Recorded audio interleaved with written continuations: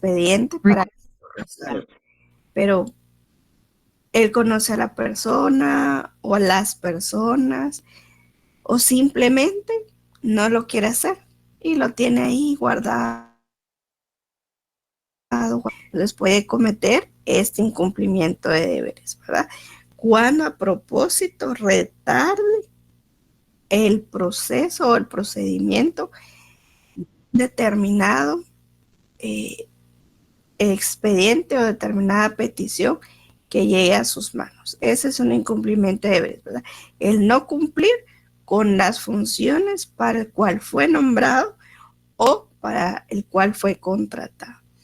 El día viernes me preguntaron cuál era una diferencia entre un funcionario y un empleado público y en dónde lo podían encontrar. Fíjese que la ley de servicio civil, en el artículo 1 de su reglamento, nos establece qué es un funcionario público y qué es un empleado público.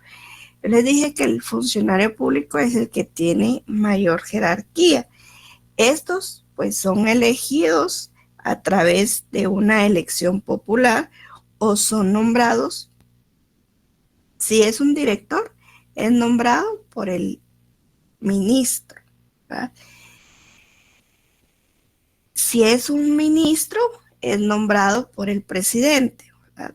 Pero necesitan un nombramiento para poder ir que diga que va a ser un funcionario, ¿verdad?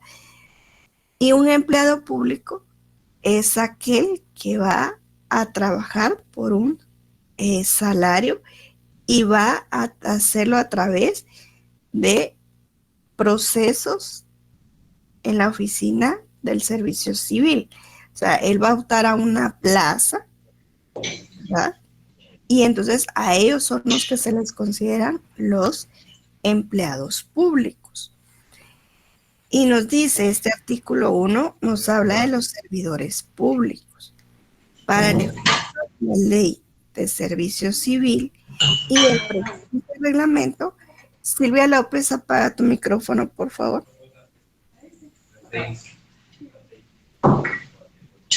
Se consideran como servidores públicos o trabajadores del Estado los siguientes. A, funcionario público. Es la persona individual que ocupa un cargo o puesto en virtud de elección popular.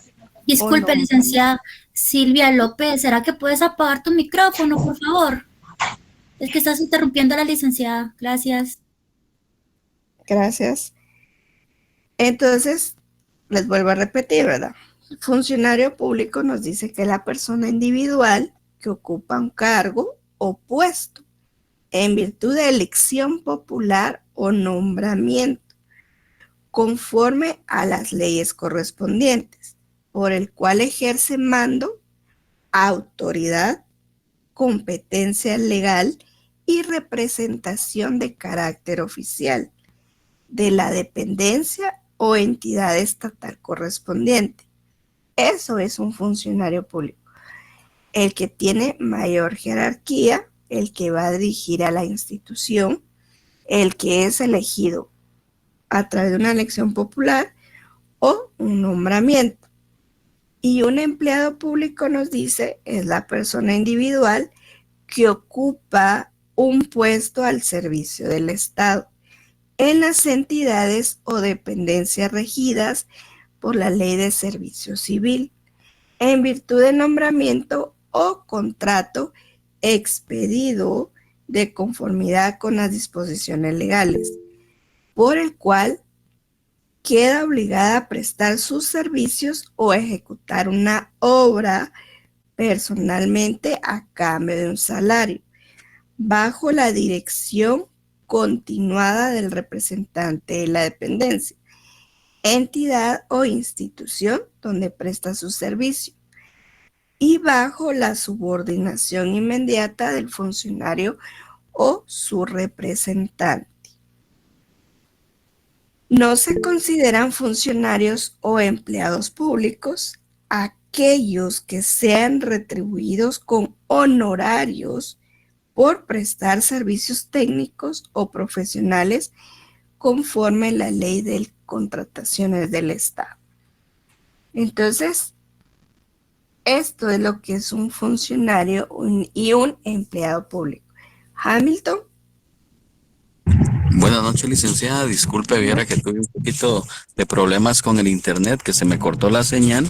Me gustaría saber, no le escuché, qué documento, qué ley está leyendo usted, de dónde está obteniendo estas definiciones. No sé si me puede apoyar con ello, por favor. El artículo 1 del reglamento de la ley del servicio civil. Muchas gracias, licenciada. Muy bien. Entonces, ya sabiendo que es un funcionario o un empleado público, continuemos. Entonces, cuando vimos abuso de autoridad, ¿verdad? Es cuando a uno le dan alguna orden,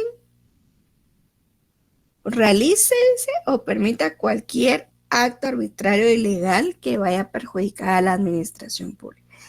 Cuando realiza alguna decisión, alguna resolución, realiza alguna acción u omita hacer una acción que vaya a dañar a la institución donde él es funcionario o empleado público de ese lugar.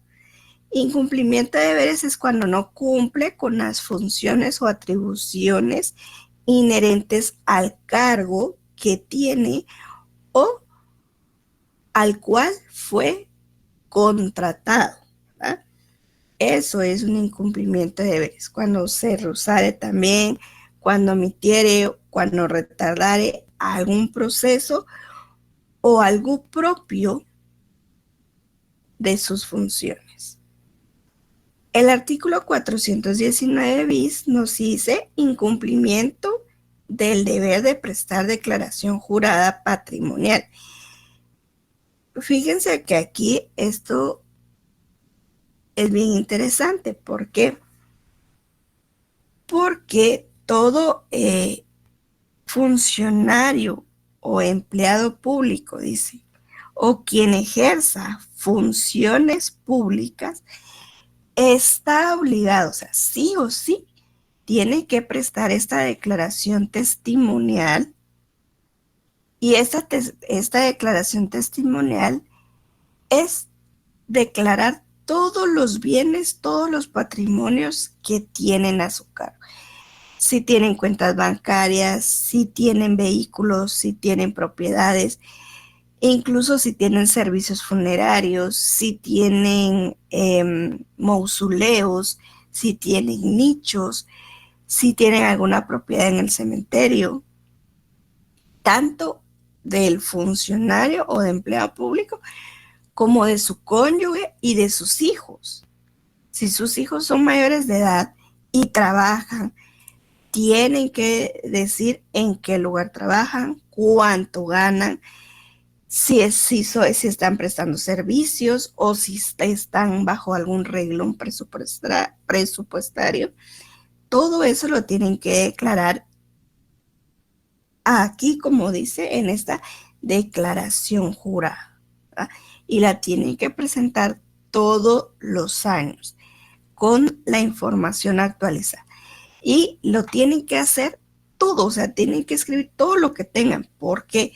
Porque si ustedes omiten alguna información, por ejemplo, que tengan 3 cuentas bancarias y ustedes solo declaran que tienen 2, en algún momento cuando los investiguen, por ejemplo, o cuando los acusen de algún delito de, qué sé yo, de lavado de dinero, por ejemplo, y ustedes dicen, no, pero si miren, yo mi cuenta es bancaria, pero ustedes por X o Y razón no declararon una cuenta bancaria, por ahí se los pueden llevar, ¿verdad? Por no haber declarado todo lo que ustedes tengan. Es decir, a través de esto nosotros ya no podemos tener nada reservado, ¿verdad? Dime, Carlos Magarín, Carlos Magarín. Carlos.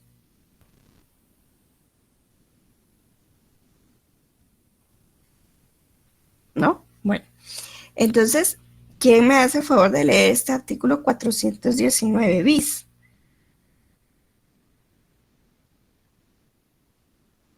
Sí, Judith. Gracias. Si gusta, yo le ayudo, licenciado. Gracias, Judith. Sí. Dice del penal, ¿verdad? Ajá, sí. Artículo 419 bis, incumplimiento del deber de presentar declaración jurada patrimonial. Comete el delito de incumplimiento del deber de presentar declaración jurada patrimonial el funcionario público, empleado público o quien ejerza funciones públicas, que estuviere obligado legalmente a presentar o actualizar su declaración jurada patrimonial y omitiere hacerlo transcurridos 60 días luego de la toma de posesión, o lo hiciere sin cumplir con los requisitos previstos en la ley de la materia, será sancionado con multa, la cual corresponderá a la multiplicación del salario o sueldo mensual del responsable por los 6 meses de atraso en la entrega de la declaratoria. Abajito Gracias. dice, adicionado por el artículo 16 del Congreso número 31/2012. Gracias. Fíjense que en la Ley de Probidad y Responsabilidad de Funcionarios y Empleados Públicos, el artículo 20 de esta ley nos habla, ¿verdad?, que es la declaración patrimonial, ¿verdad? Y nos dice, la declaración patrimonial es la declaración de bienes, derechos y obligaciones que bajo juramento deberán presentar ante la Contraloría General de Cuentas los funcionarios públicos como requisitos para el ejercicio del cargo o empleo, y al cesar el mismo como requisito indispensable para que se le extienda el finiquito respectivo. Están sujetos a la obligación de cumplir con la declaración jurada patrimonial las personas siguientes. A. Los sujetos de responsabilidad que se refieren a los incisos A, B, C, D, E y E del artículo 4 de la presente ley, excepto aquellos sueldos mensuales que sean inferiores a 8,000 quetzales y no manejen o administren fondos públicos. B.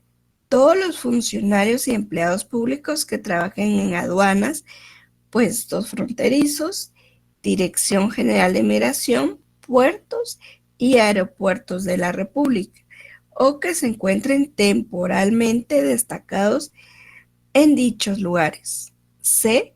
Cualquier otra persona distinta a las indicadas en el artículo 4 de esta ley, cuando de las investigaciones surjan indicios de su participación con actos consecutivos de delitos o falta contra los bienes tutelados por la presente ley.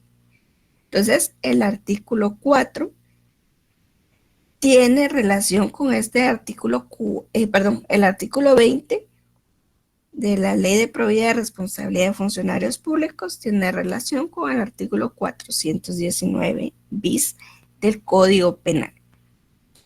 El artículo 419 nos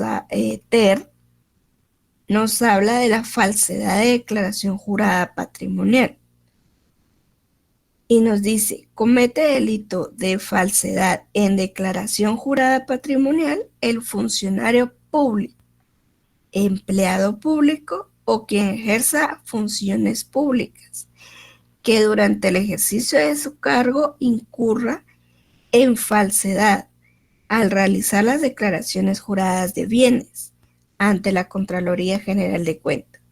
La acción penal de este delito es independiente de los procesos por cuentas establecidas en la legislación ordinaria vigente.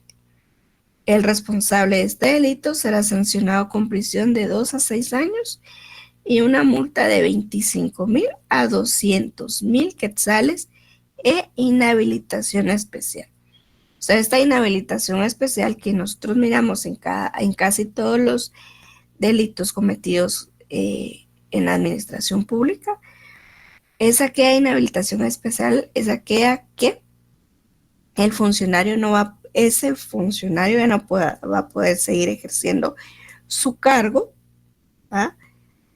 Hasta que no demuestre su inocencia, ¿va? Hasta ese entonces va a tener que ser retirado de su puesto, ¿va? O del cargo que desempeña. El artículo 420 nos habla de la desobediencia. Comete el delito de desobediencia el funcionario o empleado público que se negare a dar el debido cumplimiento a sentencias, resoluciones u órdenes de autoridad superior dictadas dentro de los límites de su respectiva competencia y revestida de las formalidades legales. El responsable de este delito será sancionado con pena de prisión de 1 a 3 años, multa de 5,000 a 20,000 quetzales e inhabilitación especial. Esto quiere decir que los funcionarios o empleados públicos que no acaten una sentencia, una resolución o una orden de una autoridad superior. Esto es más las resoluciones judiciales, ¿verdad? Que hay funcionarios que se rehúsan a dar cumplimiento a las órdenes judiciales. Y más se da con las venidas de los jueces laborales. Aquí es donde se tiene bastante problema, porque fíjense que hay funcionarios que creen, por ejemplo, en las reinstalaciones. El trabajador gana su reinstalación, perfecto. Hablemos de los 029. Yo les hablo mucho de los 029 porque se da más en los 029. Si los 029 demuestran que si tuvieron una relación laboral, el juez de trabajo, primero es la sentencia en primer grado, que es la del juez de primera instancia, les da con lugar la demanda y le ordena a la autoridad nominadora que reinstale a X trabajador, a X persona. Pero bueno, como también la autoridad también tiene derecho a presentar sus recursos pertinentes, apela. Entonces se va a segunda instancia a la Corte de Apelaciones. La Corte de Apelaciones, cuando emite la sentencia, le da con lugar la reinstalación a la persona, ¿verdad? Y así, continúan y evacúan todas las etapas del proceso laboral. Llega la sentencia definitiva de que lo reinstalen. Perfecto, viene la autoridad y lo que hace es reinstalarlo. ¿Qué pasa acá? Cuando lo reinstalan, y da la casualidad que siempre los 029 ahora han agarrado la modalidad de que creen que porque solo les dan 3 meses, les dan 4 meses, y cada contrato rompe una relación laboral. Eso no es romper una relación laboral. Por lo menos, para que ya no haya una relación laboral, una relación continua, por lo menos tendrían que pasar unos 3 meses para que se diga que se interrumpió la relación laboral. Pero, ¿qué pasa? De enero a marzo le dan un contrato. De mayo a septiembre otro. Y de octubre a diciembre otro. No dan espacio. Y continúa siendo el mismo jefe en la misma institución. Perfecto. Y entonces da la casualidad que se va a terminar el contrato. Lo reinstalaron con este contrato de, por ejemplo, lo reinstalaron en marzo y el contrato de todos los 029 termina en abril. Entonces piensan los funcionarios que como ya cumplieron con la sentencia, ahí cumplieron y ya los vuelven a despedir, les vuelven a rescindir el contrato. Pero ¿qué pasa? Ellos ya no son 029, porque ellos ya demostraron una relación laboral, ya demostraron que sí hubo y que sí hay relación de dependencia. Pero la mayoría ya no vuelve a ir al juzgado a demandar, o sea, a decir, como a quejarse y a decir que otra vez lo volvieron a despedir, ¿verdad? Siendo ellos ya teniendo categoría pues de un trabajador, porque media vez a uno le demuestran que uno le dan con lugar la reinstalación o le dan con lugar a uno las prestaciones, le están diciendo a uno que sí tuvo una relación de dependencia, que sí es catalogado como trabajador, ¿verdad? Pero por eso es bien importante que cuando miren laboral, le pongan mucha atención al laboral, porque por no saber la mayoría el derecho laboral es que no vuelve a demandar y a decir que, o sea, obligar a las autoridades que ya no. Pero, ¿qué pasa? Ahora, recientemente crearon el Juzgado Pluripersonal de Paz, especialmente para ver los delitos cometidos con los funcionarios que no cumplen con las sentencias laborales. Eso quiere decir que es lo que va a pasar ahorita, ¿verdad? Que si las sentencias van a venir y van a decir que si no se cumple con la reinstalación, si no se cumple con pagar de forma, por ejemplo, inmediata las prestaciones laborales o las reinstalaciones, van a certificarlo conducente a esos juzgados. Y entonces ya se va a volver en forma penal. Ya se va a cometer entonces este delito de desobediencia por no querer acatar esas resoluciones judiciales. ¿Ah? Entonces, es muy importante, ¿verdad?, que sepan, o que cuando pase, por ejemplo, les pase algo así, le digan a su abogado y que su abogado se ponga pilas, ¿verdad? Permítame, Flor de María, me habías dicho aquí algo, ¿verdad?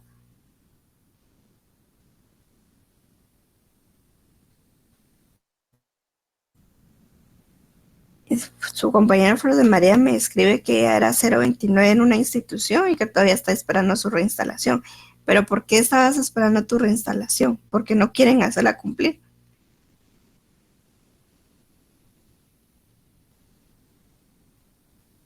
Flor de María.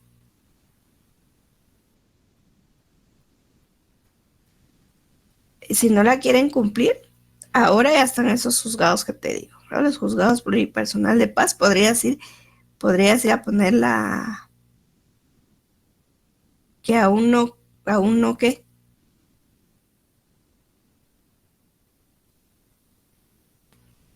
Bueno,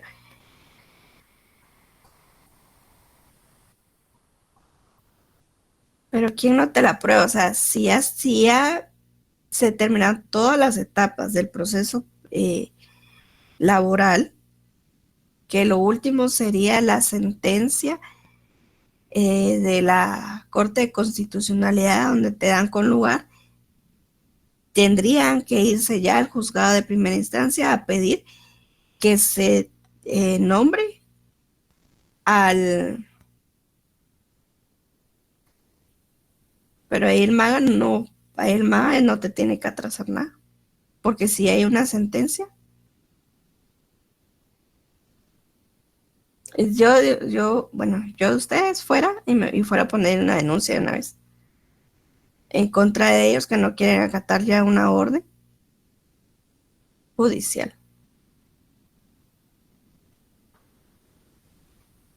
¿Quién más me que estaba preguntando?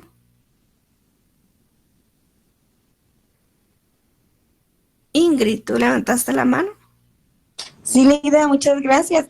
Sí, fíjese que hablando de mi del tema de mi compañera, yo también tengo el mismo problema y un abogado me estaba comentando que se puede poner una denuncia en el MP por desobediencia si no quieren acatar esa orden. Fíjese que en mi caso, a mí me reinstalaron el 20 de diciembre, pero lamentablemente pusieron un amparo en la corte. Entonces, digamos que ahorita está en la corte y por esa razón o sea, no dieron lugar a la reinstalación. Entonces, me dijeron que era como de 4 a 6 meses más que se iba a tardar en la corte. Está en la corte y en la sala quinta. Fíjate que, mire, pues, nos vamos a salir un poquito y vamos a ir un poquito a procesar constitucional. Gracias, perdón, Liga. Sí, cuando entiendo que hasta la Corte de Constitucionalidad, la Corte de Constitucionalidad,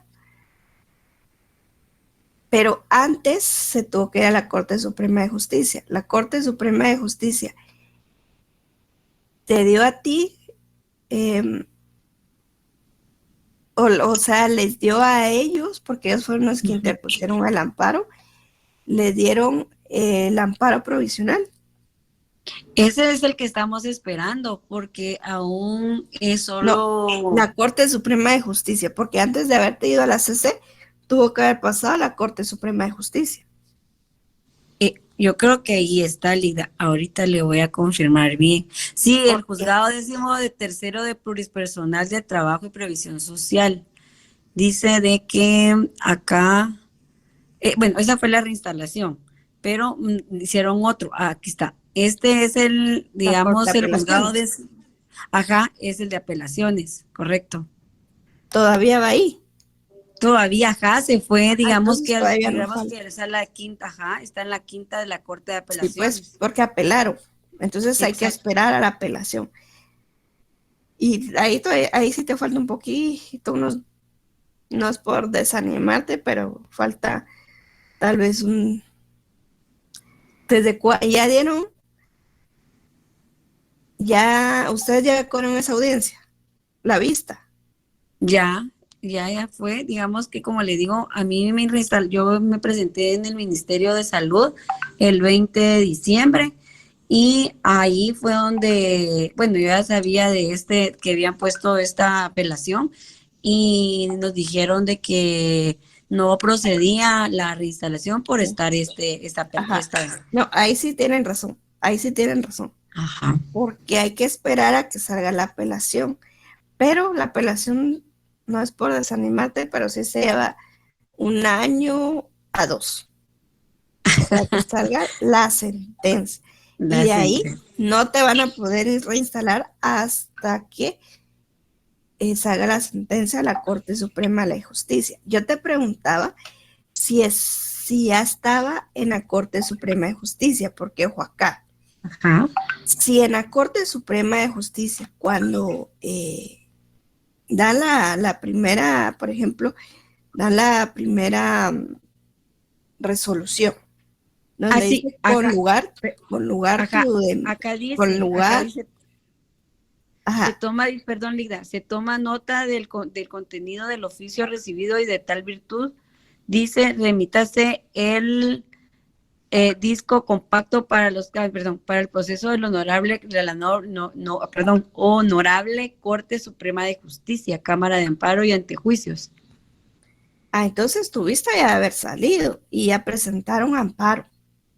Ajá. Y ya presentaron amparo, entonces lo que va a hacer la Corte Suprema de Justicia es venir y decirle a la parte, a Ministerio de Salud, con lugar le va a decir por recibido el memorial de amparo y se corre audiencia a las partes, ¿verdad? Por el plazo de 48 horas para que rindan su informe o la primera audiencia. Pero ¿qué pasa? Si la Corte Suprema de Justicia no decreta el amparo provisional, el proceso no se puede suspender, porque solo si hay un amparo provisional, si declara el amparo provisional, suspende el trámite. Pero si no hay el amparo provisional, el trámite continúa, entonces ahí sí tendrían que nombrar un ministro ejecutor para que vaya a cumplir con la reinstalación. Ajá, sí, el ministro ejecutor, yo con él me junté el 20 de diciembre, pero ajá, ya dijeron que no, por eso, ¿verdad? Entonces se fue a la Entonces, corte. entonces ahí están por un delito de desobediencia, porque si no hay amparo provisional, no hay efectos suspensivos, no se suspende el proceso. Ajá. Ah, ya. Entonces sí, Ajá. entonces Lida, ahí aplicaría también eso que me comentaban, que se podía poner la denuncia en el Ministerio Público por desobediencia. Ajá. O no tiene nada que ver el Ministerio Público bien, ¿verdad? Sí, porque ellos miran todo lo que son los delitos. Pues, ok, muy bien. Gracias, Lida. Perdón, Bueno, ya nos salimos del tema, disculpa. bueno, entonces continuemos, por favor. Ya vimos el delito de desobediencia. Ahora miremos el artículo 421 de negación de auxilio. Fíjense que en este de negación de auxilio es prácticamente cuando el jefe o un agente de la policía no le presta auxilio, ¿va?, a través de la denegación, o que se rehusare prestarle el apoyo a alguna autoridad que se lo está pidiendo. ¿Sí? Aquí dice, mire, el jefe o agente de la policía o de cualquier fuerza pública de seguridad que rehusare, omitiere o retardare sin causa justificada la prestación de un auxilio legalmente requerido por autoridad competente, será sancionada con prisión de 1 a 3 años. O sea, todos aquellos que prestan algún tipo de seguridad a la PNC o en algún momento el sistema penitenciario o los jefes de ellos no quieren prestarle esta ayuda a esta autoridad que se le está pidiendo, va a cometer este delito y va a ser sancionado con prisión de 1 a 3 años por haberse negado a prestarle este auxilio. Miremos el artículo, quiero que miremos un artículo muy importante. Quiero que miremos dos artículos muy importantes de todos estos artículos que contiene los delitos cometidos por los funcionarios. Miremos el artículo 432 y 433. Estos son bien importantes y quiero que los tengan claro, porque es lo que más se comete en la administración pública. El 432 nos habla de los nombramientos ilegales. Comete delito de nombramiento ilegales el funcionario o empleado público que, a sabiendas, nombrare para cargo o empleo público a una persona en quien no concurran los requisitos que la ley exija. El responsable de este delito será sancionado con pena de prisión de 6 meses a 2 años y una multa de 10,000 a 25,000 quetzales. ¿Por qué les digo que se comete mucho en la administración pública? Porque viene un funcionario, un director o un ministro o un secretario, el que hayan nombrado como funcionario, y le quiere atraer a gente de su confianza, y está bien, perfecto, nadie le dice nada. Pero lo que sí le tenemos que decir es que llenen las calidades para estar en el puesto que tienen, que no por ser amigo lo tenga como jefe de un departamento, por ejemplo, porque para ser jefe de jurídico, financiero, administrativo, de presupuesto, tiene que tener por lo menos una licenciatura. en la materia en que va a ejercer ese puesto. Porque no puede tener a un jefe administrativo si ni siquiera tiene una licenciatura, sino solo tiene un bachillerato o solo tiene un tercero básico. Entonces, ahí está cometiendo este nombramiento ilegal, porque él, a sabiendas que esta persona que nombró no llena los requisitos que exige la ley, ya, y ustedes van a decir, pero ¿en qué ley dice que el jefe administrativo tiene que ser licenciado en administración de empresas? Por eso, todas las instituciones tienen que tener un manual de puestos. ¿Sí? Entonces, en ese manual de puestos va a decir los requisitos que se necesitan para poder ser un jefe técnico, un jefe jurídico, un jefe financiero. Y todos los jefes sí o sí tienen que tener la licenciatura, tienen que tener, si van a ser, por ejemplo, un jefe técnico donde sean ingenieros, el jefe tiene que ser ingeniero. Si va a ser un jefe financiero, tiene que ser un auditor. Entonces, esto es lo que muchos se dan en la administración pública. Y los que trabajan en las instituciones del Estado saben que en todas las administraciones siempre pasa eso. En el artículo 433 dice usurpación de atribuciones. Esto es algo muy importante y que tiene mucha relación con este delito de nombramientos ilegales. Comete delito de usurpación de atribuciones el funcionario o empleado público que a sabiendas se arrogue facultades que no le corresponden a su cargo o atribuciones que no le competan. El responsable de este delito será sancionado con prisión de 6 meses a 2 años y una multa de 10,000 a 25,000 quetzales. Miren qué interesante. ¿Por qué?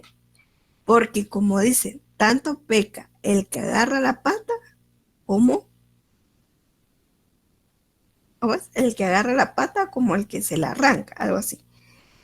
Entonces, tanto delito va a cometer el funcionario que lo nombró como el que accedió a tener ese puesto, cuando sabe que no llenan los requisitos para estar en ese puesto. Y un jefe, aparte de tener la licenciatura, la ingeniería, ser auditor, tiene que ser un 011 o 022.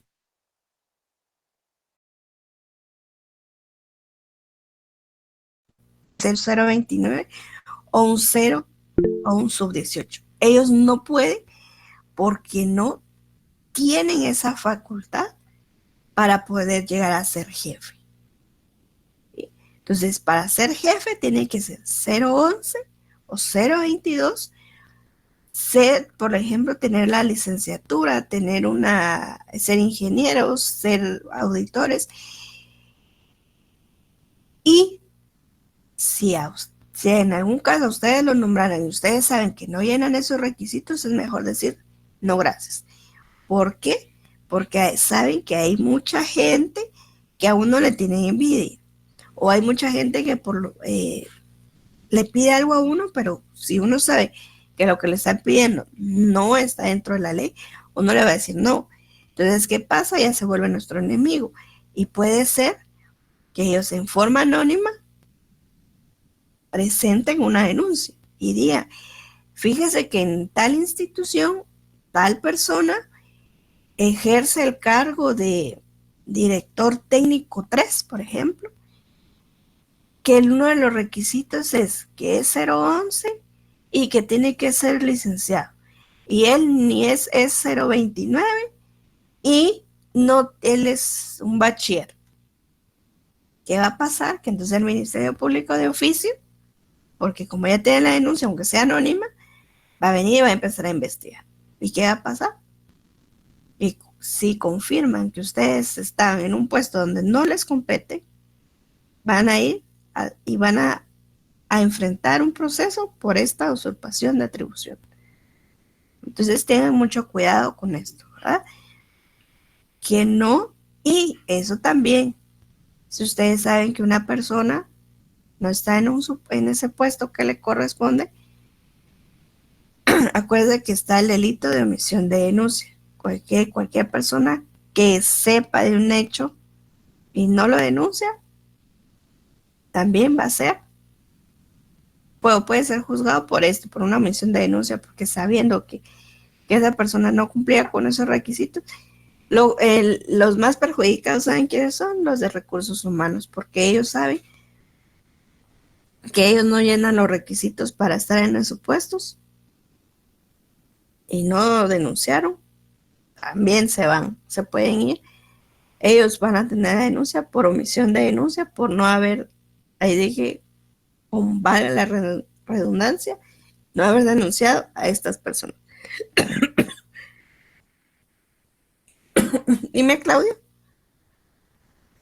Buenas noches, licenciada. Buenas noches, compañeros. Licenciada, ¿y qué pasa con las plazas que hay exentas? Porque yo sé de una persona que le dieron una plaza exenta de un cargo de una coordinación y ella no tenía título universitario. Ajá. Fíjense que en esas situaciones los que mucho ponen, se fijan en eso es la Contraloría General de Cuentas. El artículo 32 de la Ley de Servicio Civil nos habla de los servicios exentos.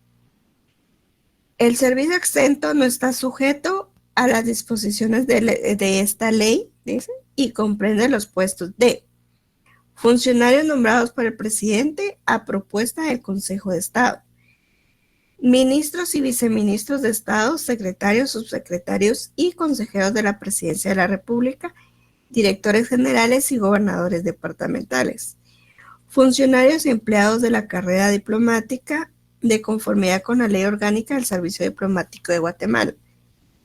4. Tesorero General de la Nación. 5. El escribano de gobierno. 6.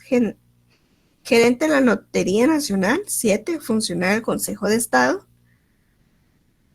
8. Registradores de la propiedad y personal correspondiente. 9. Inspector General de Trabajo. 10. Funcionarios de la Presidencia de la República que depende directamente del presidente. Miembros del Cuerpo de Seguridad. Personas que sean contratadas por servicios interinos, ocasionales y por tiempos limitados por contrato especial. Empleados de Secretaría de la Presidencia. No más de 10 funcionarios o servidores públicos en cada ministerio cuyas funciones sean clasificadas de confianza por los titulares correspondientes. Pero todos, aunque sean nombrados, tienen que llenar las calidades que digan el manual de puestos de esa institución, aunque sean servicios exentos. ¿Sí? Gracias, licenciada. Darío López, y con él me quedo porque ya tengo mi retrasada, perdone. Dígame, Darío. Muy amable, licenciada, le agradezco. Rapidito, fíjese que no sé si dentro de esta ley también entran los diputados, licenciada, porque ya vio, a mí me da una gran pena que no es por nada, pero ahí hay un montón de gente que no es preparada y es diputada o diputado, y aún Sí. así tienen un montón de cuerpos de asesores, ¿verdad? Y uno se pregunta por qué los que tienen que emitir leyes, hay veces ni conocen qué es hacer una ley, de verdad. Sí, fíjate que el problema ahí con los diputados es que la Constitución, ya cuando nos toca el tema del organismo legislativo, lo vamos a ver los requisitos. Pero lastimosamente, como en los requisitos para optar a ser diputado no hay grado de escolaridad, entonces cualquiera puede llegar a ser diputado. Y si te das cuenta, ni edad hay también para poder llegar a ser diputado. ¿Verdad? Igual con el presidente, licenciada, que creo que tercero básico piden que sepa leer, escribir. No, ni Y- siquiera piden, ni siquiera leer ni escribir, solo que sean guatemaltecos de origen y que sean mayores de 40 años, nada más.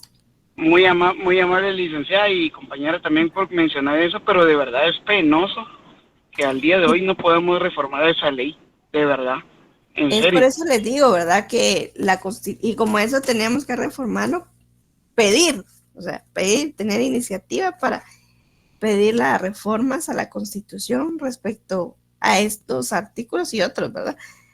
Pero sí. Ujú. Bueno, entonces lo dejamos hasta aquí, chicos. Si alguien más tiene alguna otra pregunta, que se quede conmigo, se la resuelvo, y los demás que tengan feliz noche.